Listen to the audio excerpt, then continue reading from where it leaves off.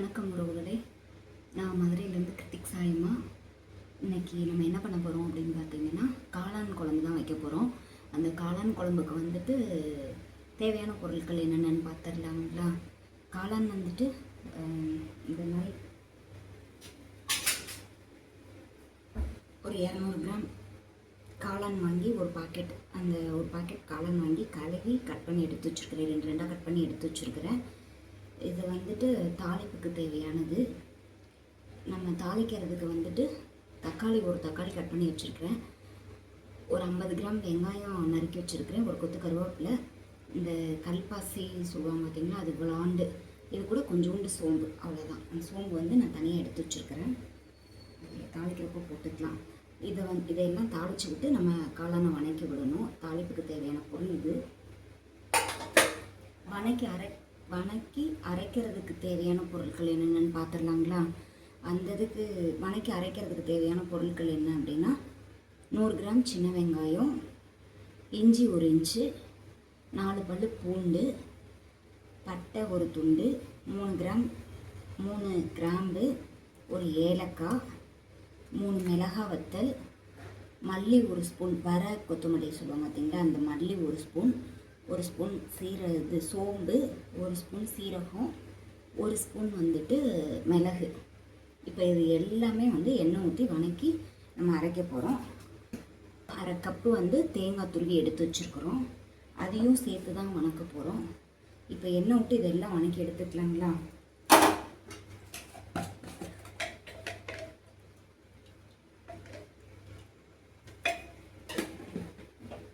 பாத்திரத்தை வச்சு எண்ணெய் ஊற்றியாச்சு.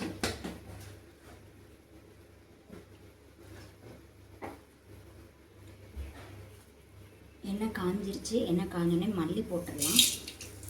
அடுத்த சிம்மில் வச்சுக்கோங்க, தீஞ்சு போயிடும். மல்லி, இந்த சீரகம், சோம்பு, மிளகு எல்லாமே ஒன்றா போட்டுருவோம். மிளகாவும் போட்டுருவோம்.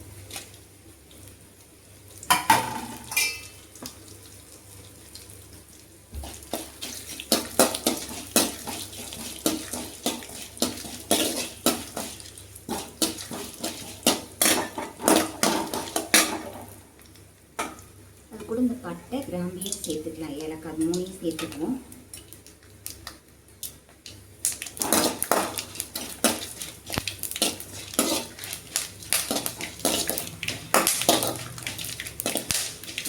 இது இப்போ நல்லா பொரிஞ்சு வந்துருச்சு. ஒரு இது கூட வெங்காயம் சேர்த்துக்கலாம்.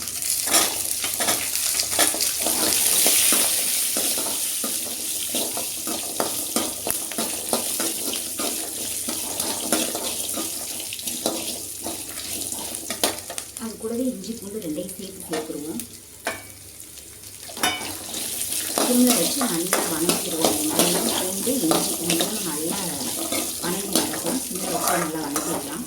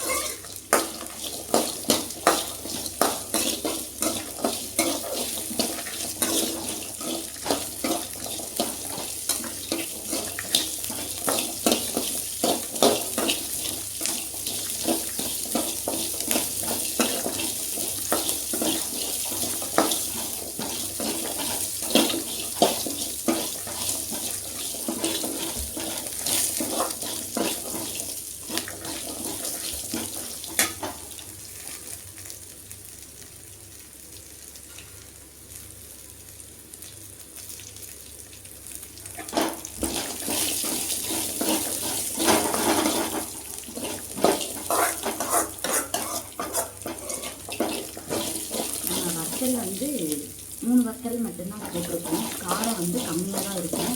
இதோட வந்து மிளகாத்தூளும் நம்ம சேர்த்துக்கலாம், தனி மிளகாத்தூளும் சேர்த்துக்கலாம்.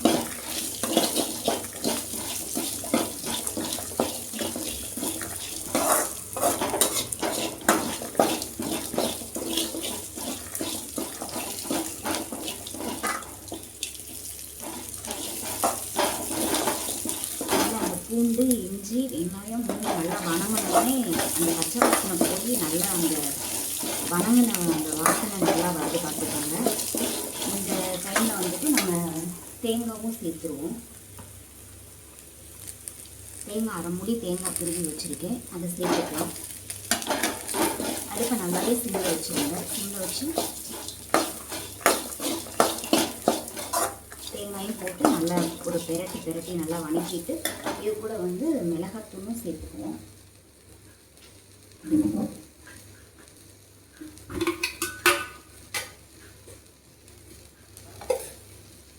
ஒரு ஃபுல் டீஸ்பூன் வந்து தனி மிளகாத்தூள்.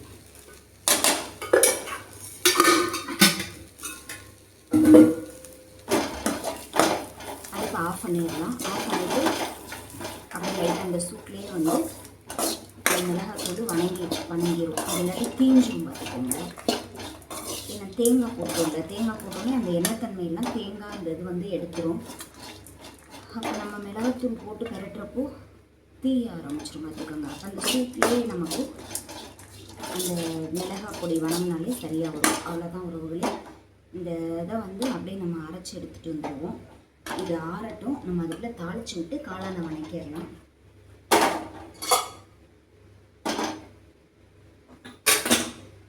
குக்கர் வச்சு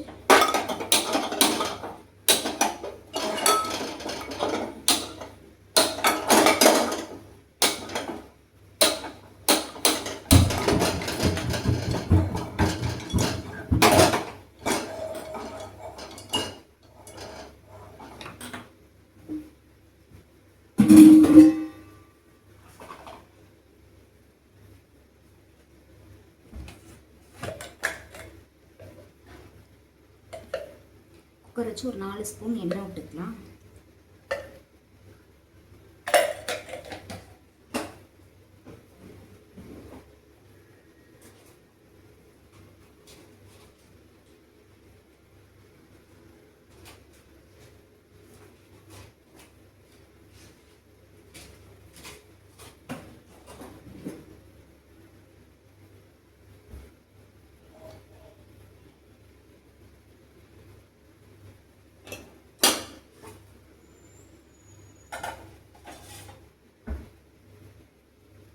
நல்லா அடுப்பை ஹையில் தான் வச்சுருக்கேன்.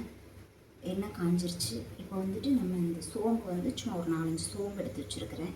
அந்த சோம்பை போட்டுருவோம்ல. போட்டுட்டு இந்த கல்பாசி, இந்த கருப்பு கலர் பூ இருக்கும் பார்த்தீங்களா, கல்பாசி, அது விளாண்டு அதையும் போட்டாச்சு.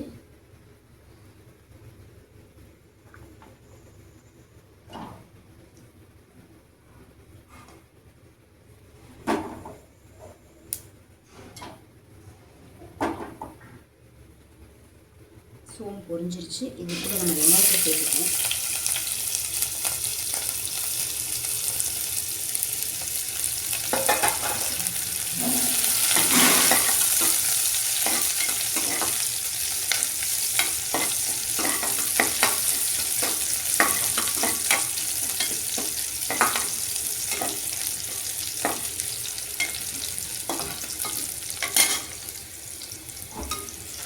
வெங்காயம் நல்லா வணங்கிடுச்சு. இதில் வந்துட்டு நம்ம தக்காளியும் சேர்த்துக்கலாம்.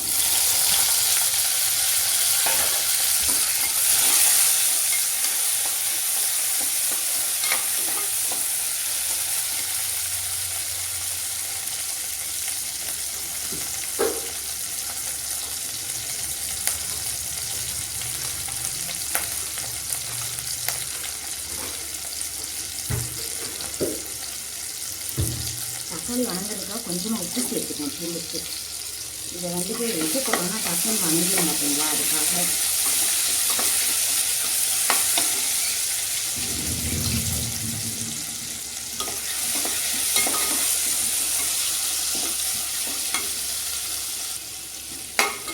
தக்காளியும் வணங்கிடுச்சு. இது கூட வந்துட்டு நம்ம கருவேப்பிலை சேர்த்து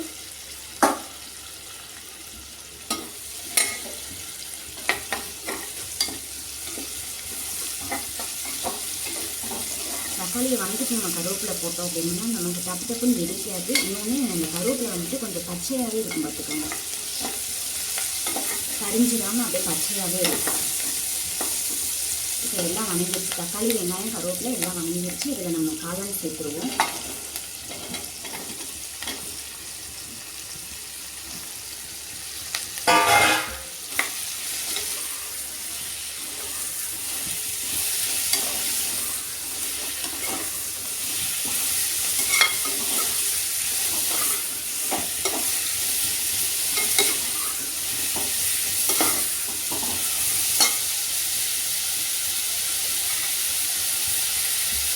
இதில் கொஞ்சமாக மஞ்சள் பொடி மட்டும் போட்டுக்கலாம்.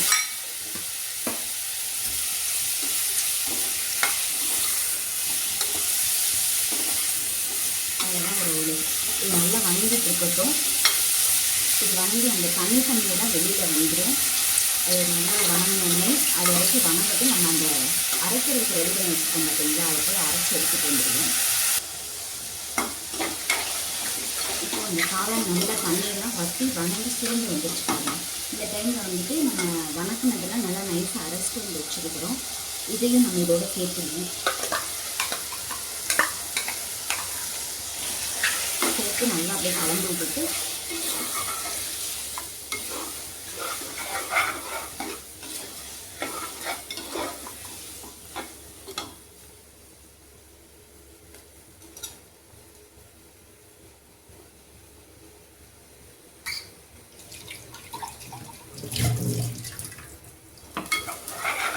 நல்லா மசாலா திரண்டு வர்ற மாதிரி இந்த காளான் நல்லா திரட்டிக்கலாம்.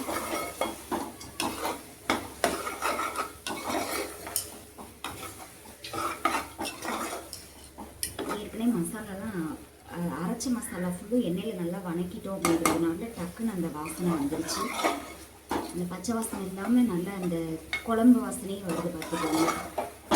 இந்த டைமில் நம்ம தண்ணி சேர்த்துக்கலாம்.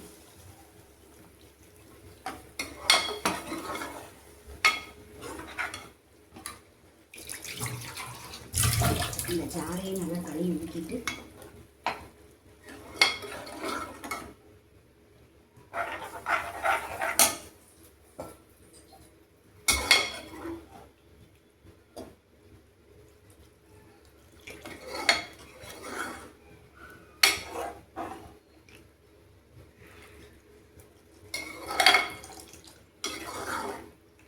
தண்ணி அளவாக வச்சுக்கோங்க. தண்ணியாக வேணும்னா கொஞ்சம் தண்ணி எக்ஸ்ட்ரா வச்சுக்கோங்க. கொஞ்சம் திக்னஸ் வேணும்னா இந்த அளவில் வச்சிங்கன்னா சரியாக வரும். ஏன்னா நம்ம குக்கரில் தானே பண்ணுறோம், அந்தளவுக்கு தண்ணி வந்து வற்றாது நமக்கு. அதனால தண்ணி மட்டும் கொஞ்சம் பார்த்து வச்சுக்கோங்க. இப்போ எல்லாமே தாளிக்கிறதும் சரி, நம்ம அரைச்சி ஊற்றுறதும் சரி, எல்லாம் ரெடி ஆயிடுச்சு. உப்பு மட்டும் போட்டுக்குவோம். நம்ம தக்காளி வணங்கணுன்றக்காக உப்பு போட்டிருந்தோம் பார்த்தீங்களா, அதனால இப்போ கொஞ்சமாக மட்டும் போட்டுக்கலாம்.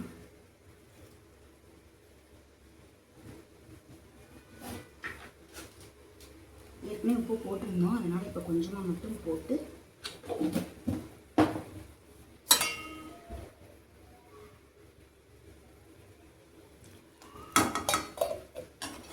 அவ்வளோதான் மக்களே, ரெடி ஆயிடுச்சு குழம்பு. இது 2 விசில் விட்டு அப்படியே இறக்கணுன்னா குழம்பு ரெடி. இப்போ இதில் ஒரு கை கொத்தமல்லி, ஒரு 2-3 கொத்து கொத்தமல்லி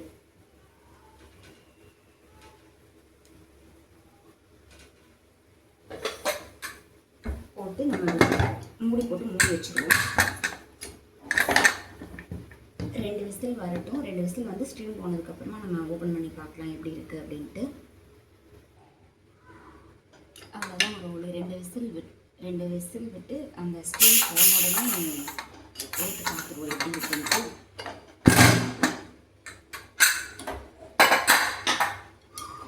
நல்லா எண்ணெய் பிரிஞ்சு குழம்பு வந்து நல்லா ரெடி ஆயிடுச்சு. இங்கே பாருங்கள், நான் எந்தளவுக்கு கொஞ்சம் ரொம்ப தண்ணியாக இல்லாமல் ரொம்பவும் கெட்டியாக இல்லாமல் எந்த பதத்துக்கு வேணும்னு நினச்சோம் அதே அளவு கரெக்டாக இருக்குது. இங்கே நம்ம கொதிக்கலாம் வைக்க தேவையில்லை. இப்போ இதுக்கு வந்து சின்னதாக ஒரே ஒரு தாளிப்பு மட்டும்.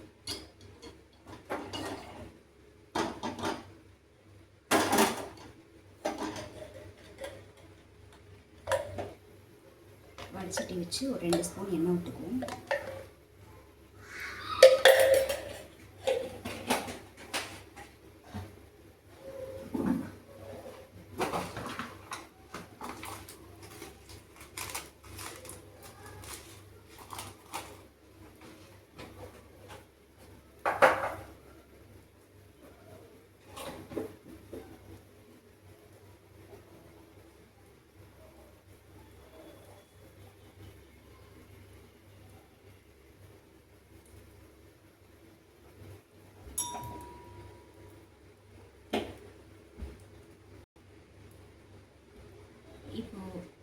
வடச்சட்டி வச்சு நம்ம எண்ணெய் ஊற்றிருக்கோம், 2 ஸ்பூன் எண்ணெய் ஊற்றிருக்கோம். ஃபஸ்ட்டு நம்ம தாளிக்கிறதுக்கு வந்துட்டு என்ன போட்டோம்னா சோம்பு போட்டோம். காளான் வந்து வணக்கிறப்போ நம்ம சோம்பு போட்டோம். இப்போ வந்துட்டு சீரகம் போடுறேன். ஒரு 4 சீரகம், ஒரு 4 வெங்காயம் நறுக்கி வச்சுருக்கேன், ஒரு கொத்து கருவேப்பிலை.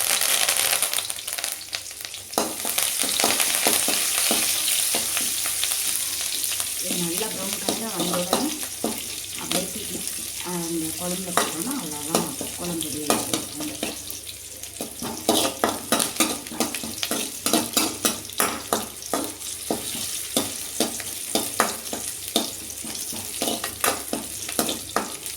தம்பி யாரோ கூப்பிடுறாங்க, தம்பி யார் பாரு.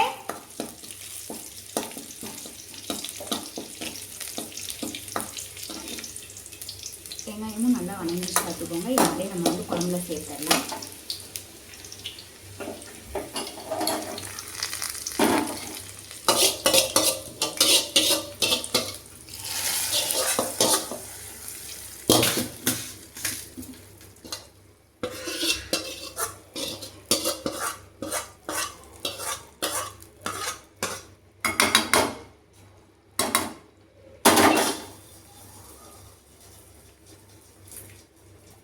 உறவுகளே, முடிஞ்சு காளான் குழம்பு ரெடி ஆயிடுச்சு. இப்போ கொஞ்சமாக கொத்தமல்லி மட்டும் தூவி விட்டு அவ்வளோதான், நம்ம வீட்டு காளான் குழம்பு ரெடி.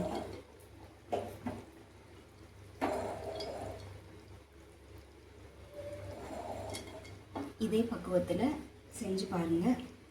பிடிச்சிருந்துச்சின்னா லைக் பண்ணுங்கள், ஷேர் பண்ணுங்கள், உங்களோட கருத்துக்களை வந்து கமெண்டில் தெரிவிங்க.